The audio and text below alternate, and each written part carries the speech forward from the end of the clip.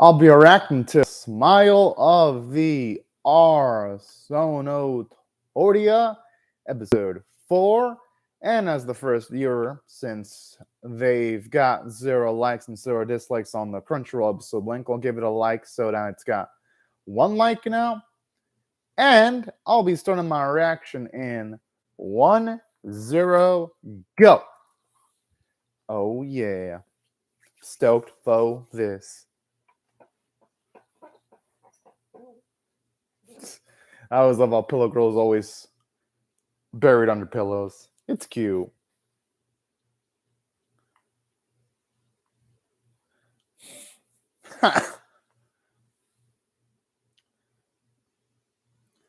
Yeah. Nah, it looks like she was asleep but with her eyes open with the way she wasn't responding to anything at all.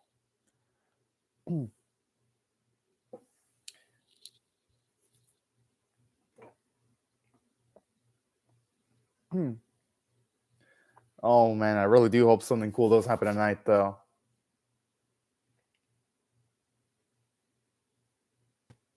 Like I was like, Shugota.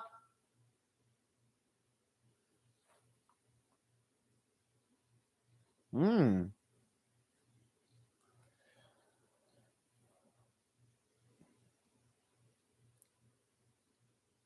nice to get to see a little bit more variety by getting to see some newer characters.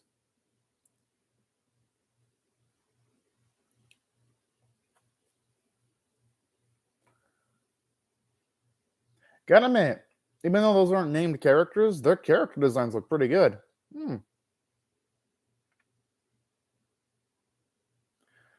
That's what I think about this series. It makes even like the most minor looking character look pretty good too. Hopefully this will be an episode where the girls learn something, or maybe they can actually go through some re-adversity. Only because while I wasn't the biggest fan of episode 3, I still dig the series because of the 3 episodes, only one of them has been a stinker. The other 2, like the first 2, were pretty enjoyable, so hopefully this episode ends up being the one where the series picks itself back up. At least that's what the optimist in me is hoping for anyway.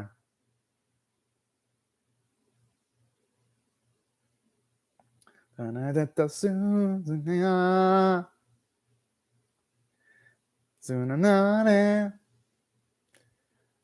the music is so damn memorable for the opening. I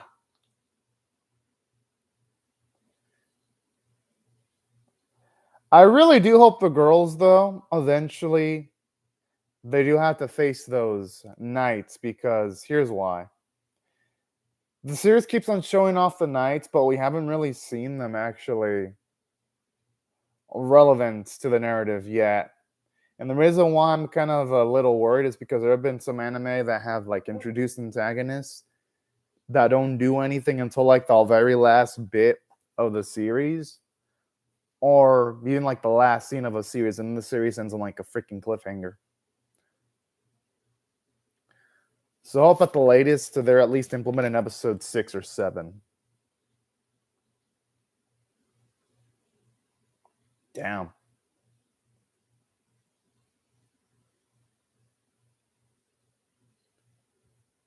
I like I Bethany.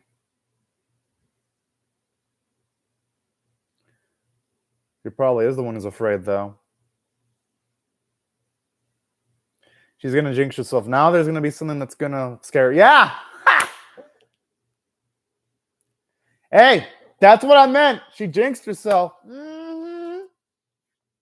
Yeah, but she set herself up for that by talking all confidently like that.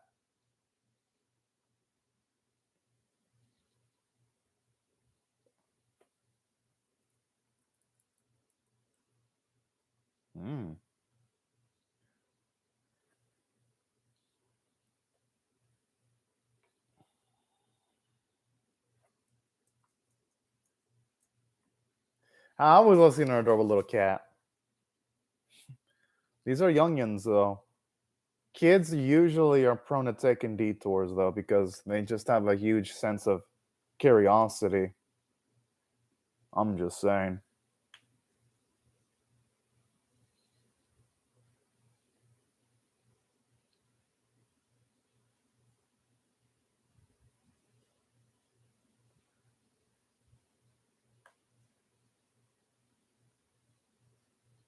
Hmm.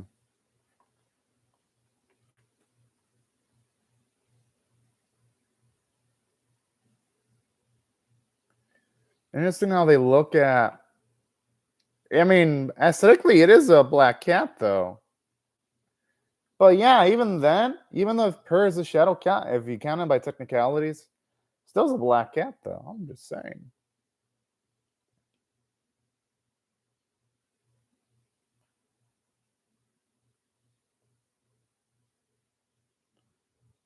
Hmm. I like how her green. Yeah, I like how Mel is like saying, "Oh no, I'll be awake," and then she's the one struggling to stay awake the most. Hmm.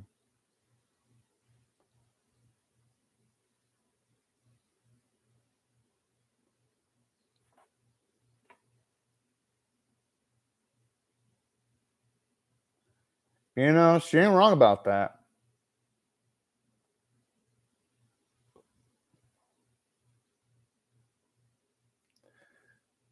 Dude, he's so fucking cute as a Stitch.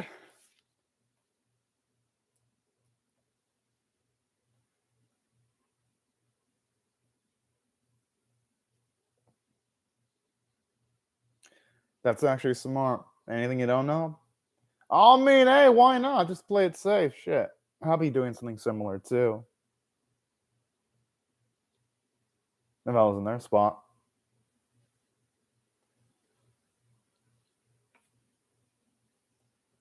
I do like how the camera angles in the series almost always look cinematic as hell, though. That's what I dig about it.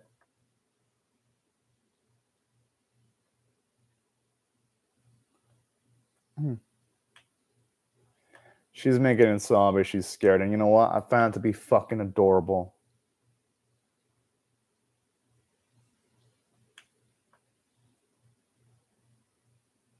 Hmm.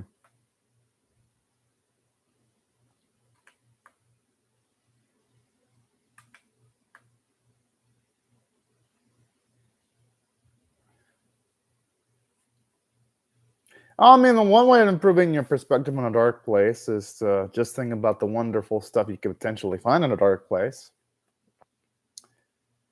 And as long as it's indoors, if it's outdoors, then yeah, a dark place wouldn't exactly be the finest place to be hanging out with. But indoor places, you could look at it as somewhat of an adventure.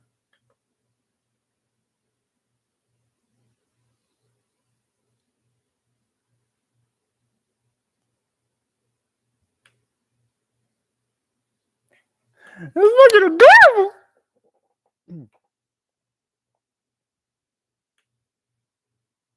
It'd be funny if they scare the hell out of those group, the duo of ladies.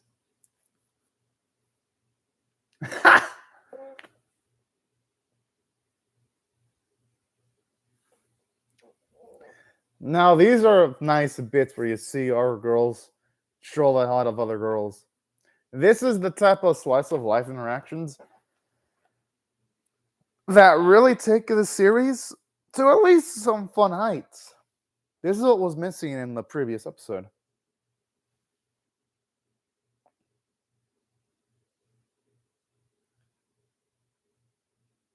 And like I was like, wow, wow.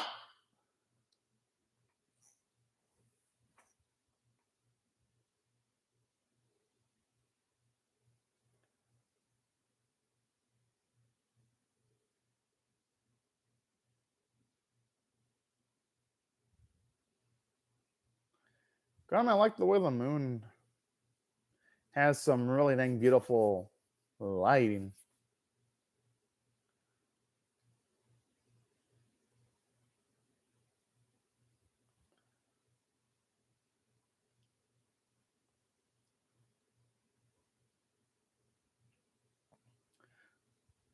Oh, it's so cute. They're still holding hands, even when that area that's a little bit more lit. That's cute. And not just that, even wholesome bits like that really elevate this series sometimes too. Hmm.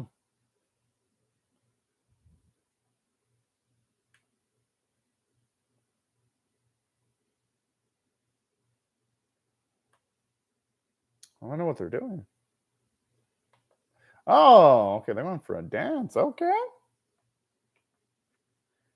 I don't mind this one, but okay. You can definitely tell the animators are also going all in this episode too, because well, the previous episodes had some of the, by the standards of this series, they had the lowest animation quality. This episode so far, you can tell the animators are actually going to work here.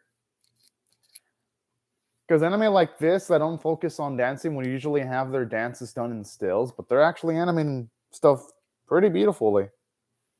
I like it. Mm. Okay.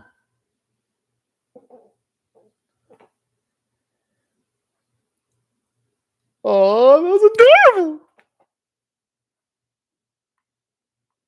It might. It freaking might.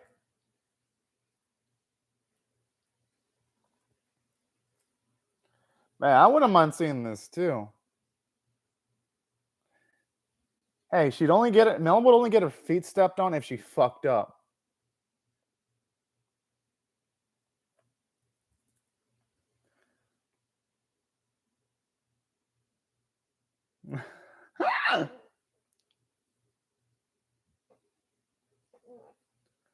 Oh man, and just how they increase the comedic stakes a bit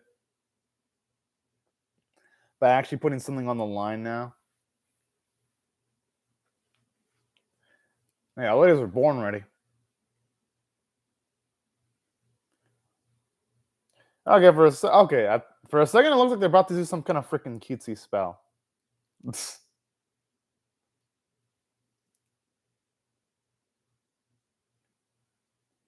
Damn, anything above like that would throw back a girl that much.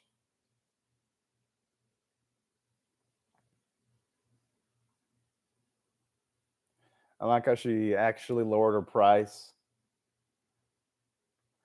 That was actually a pretty charming bit right there. Are we gonna actually get to see some night action this time? Because last episode they just did like sort of like a clickbait, being like warning that nothing, they did nothing in the previous episode. So I wonder if they're actually gonna do something this time. Oh, okay. Looks like they're actually gonna do something this time, and they're not just gonna be there just for like clickbait purposes. Okay, good, good.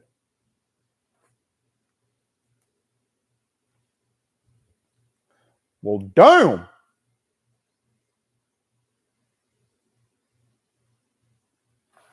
And the animation looks absolutely gorgeous. Holy shit.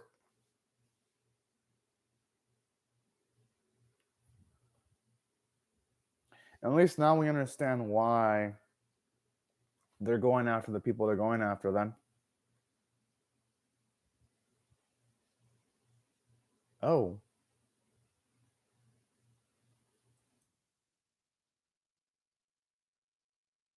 Now the question is, what the hell are they looking for, though? That's what I'm wondering.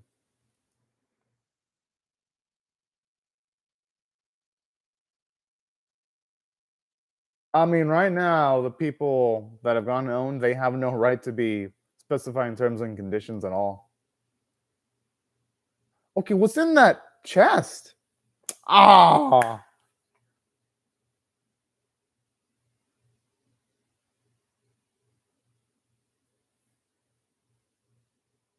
What the fuck? Wait. Could it be like maybe the location as to like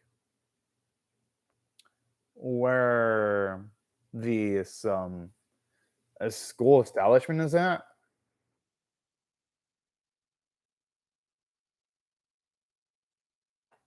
That's my guess.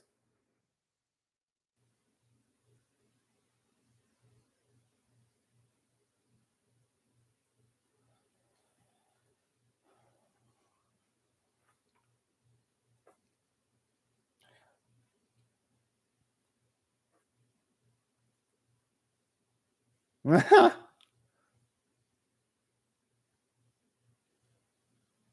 admit, the way the moon looks is really beautifully drawn.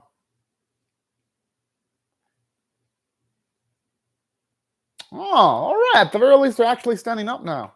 Hell yeah.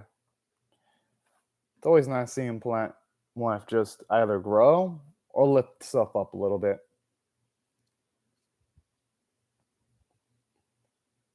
At least I find it to usually be a joyous occasion.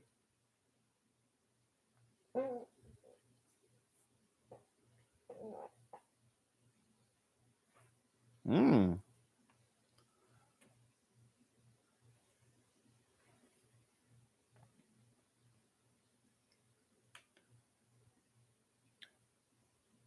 I mean, who wouldn't be curious about plant life like this?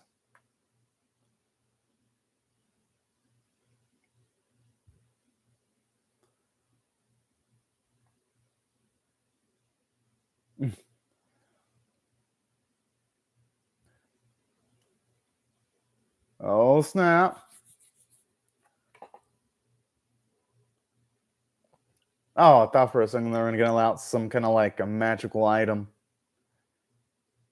I mean, that'd be pretty fucking fire if it did do something like that. I mean, hey, books don't have every single bit of knowledge. I'm just saying.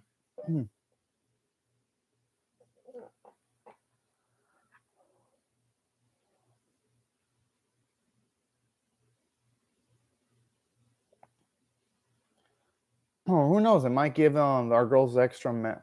Oh, I'm assuming it's going to make all the plant life in the surrounding area a lot more prosperous, or maybe it'll make it bloom. Or, yeah, maybe it could just be a light show. I mean, that would work either way.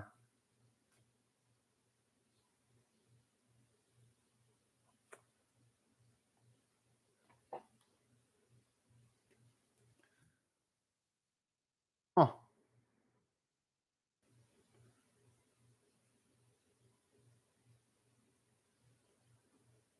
And it did look pretty when those lights are coming out.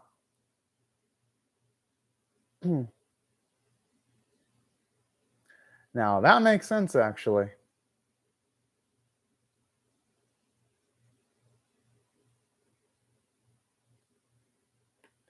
I mean, I could see why she'd think that.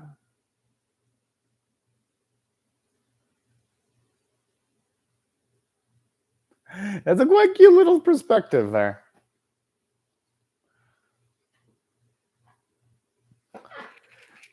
Oh man, I feel bad for them. Just imagine like you're enjoying your day, and then it's like, oh yeah, and then all of a sudden, like the instructor like informs you, you gotta fucking deeply analyze what you just witnessed. That's almost always a little bit deflating.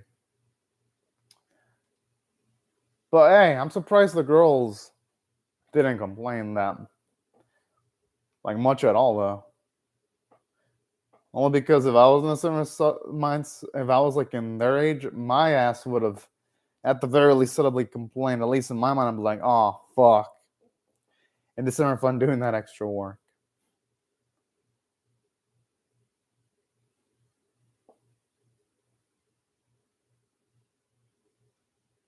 It makes sense that Mel would be the one knocked the fuck out first.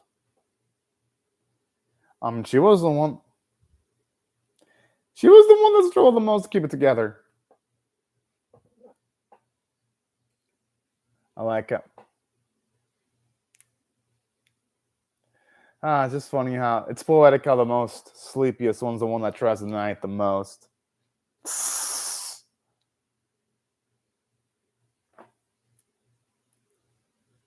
I swear, why does she have so many pillows over her face? Could really affect her brain. I mean, then again, I guess she probably angles the pillows just enough so that she can at least have some oxygen come on the inside.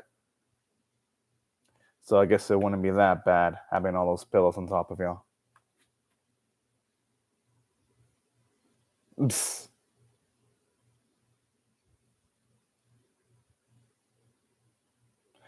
I love how Mel just goes all out without even like slowly trying to sip it.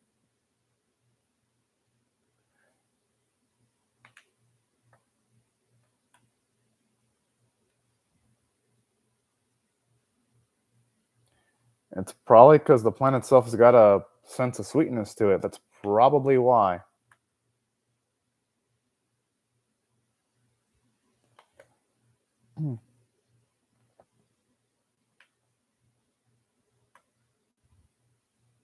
She ain't wrong about that.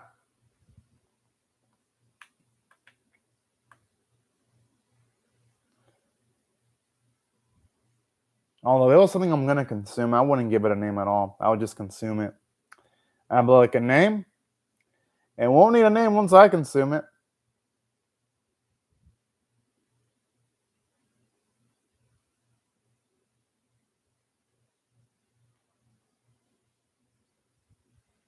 You know, she ain't wrong about that. That's the beauty about stars. They're at least one of the few consistent things in life. I could see why, because when you look at stars by yourself, it doesn't sometimes make you think about how small you are in the universe. Sometimes. So I could see why someone would have that perspective.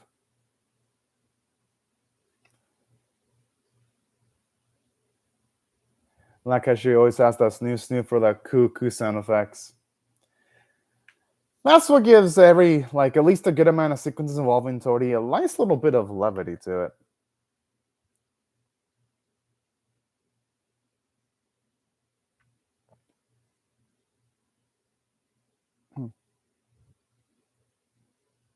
Ah.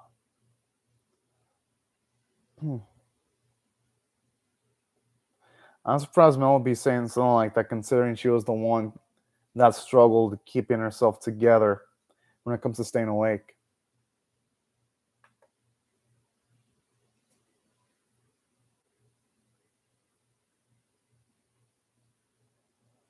Hmm.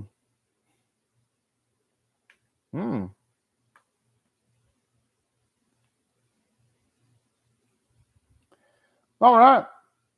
Gotta admit, this episode was definitely way better than episode number 3. So if I had to rate this one on a scale of 1 to 10, with 1 being abysmal, 5 being average, 10 being exceptional, I'll give it a 5 out of 10. It was a fine episode. Some of the comedy for it actually worked pretty well. And it was nice just getting to see our girls do something as simple as like looking at flowers. This feels like a nice natural activity that ladies their age were actually doing. And not just that, but I like how it emphasized the magical elements too. And at the very least, we get to actually see the knights do some shit this episode. So I felt like there was even progression on that end. That's why I like this more than episode 3. And the comedy was better too, especially when you had some of our girls scare those like 2 random ladies. That was nice. So that's what I thought the writing was pleasant. And plus, it was always cute being Mel being like, "Oh no, I ain't gonna fall asleep." Yet she was the one to fall asleep the easiest out of all our girls. I just love the irony there. So that's why I love the writing quality in the episode. In comparison to episode 3, voice acting was great. And the animation art were actually really darn good. And that's overall. That was a good tier episode. With it being a 5 out of 10 for average, at least for me. It was a fine episode. And I'm definitely looking forward to see what they're going to do in episode 5. But anyways, y'all, these are my thoughts on the episode. Love to hear your thoughts on how I feel about my reaction or the episode itself in the comment section below. Hope y'all rate the video, share it, comment, subscribe, and also be sure to hit the bell for notifications. And I hope you all have a fantastic day night, everyone. And thank you so much for watching my video, y'all. Bye-bye.